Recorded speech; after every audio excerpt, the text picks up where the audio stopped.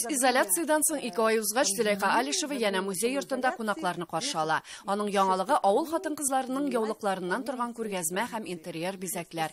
Розалия Бакеева әлеге күргәзмә өчен 30 яулык бүләк иткән. Хәзер ул әбисенең яулыкларына сәнгать әсәрләренә кебек карый. Мне было очень жалко, что эти платки лежат и никто их не видит.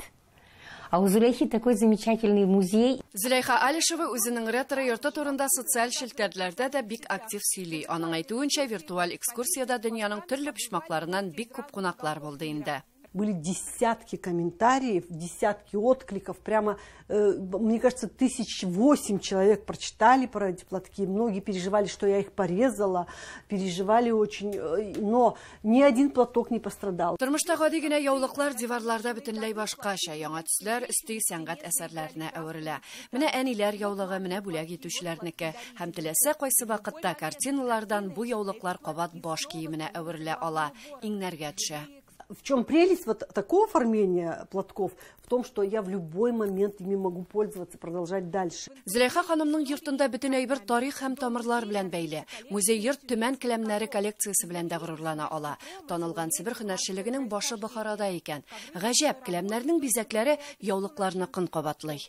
Когда вот здесь встаешь, да, вот посмотрите, ковер и платки. Они ж поют вместе прямо в 2 голоса. А 3-й голос у меня вот вышивка. Вот посмотрите, здесь вышивка моей свекрови.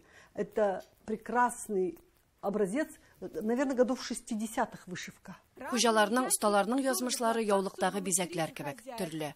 30 яулык Гайни Җамал Зиятдинова коллекциясенең бер өлеше. Әлеге уңайлы йортта икенче тормыш башлап җибәргәннәр. Ә бит аларның хуҗасы кайчандыр Себергә Татарстаннан килгән. Платки моей бабушки, ее звали Гайни Җамал. И был вот такой вот похожий сундук. И мне он тогда казался таким огромным. И пол сундука действительно вот было заполнено именно платками. В деревню переселились Сакандыкова, Татарша Тәүде называется. Это была истинно татарская деревня. Хатын-кыз яулыкта йөрергә тиеш. Әтинең шул сүзләренә җавап итеп, 15 яшымда мин елмайдым гына дип сөйли Зөләйха ханым. Как себя вели женщины, я вспоминаю, что никто никогда не ходил без платка. Деревенские женщины особенно. Что очень хорошо видно по фотографиям. Посмотрите, пожалуйста. Вот мама, да? Зөләйха ханым хәзер инде үзен яулыксыз күз алдына да китерә алмый. Хуҗалык эшендә дә башында яулык аның. Тик ул аларны ешрак бизәнү әйбере буларак бәйли. Бүген аның коллекциясендә 100дән артык яулык. Һәр әбисеннән дә аңа бүләккә яулык калган. Әнисенеке дә күп. Алар татар бүлмәсендә сакланалар. Ә менә булары Гайни Җамал Зиятдинованың яулыклары.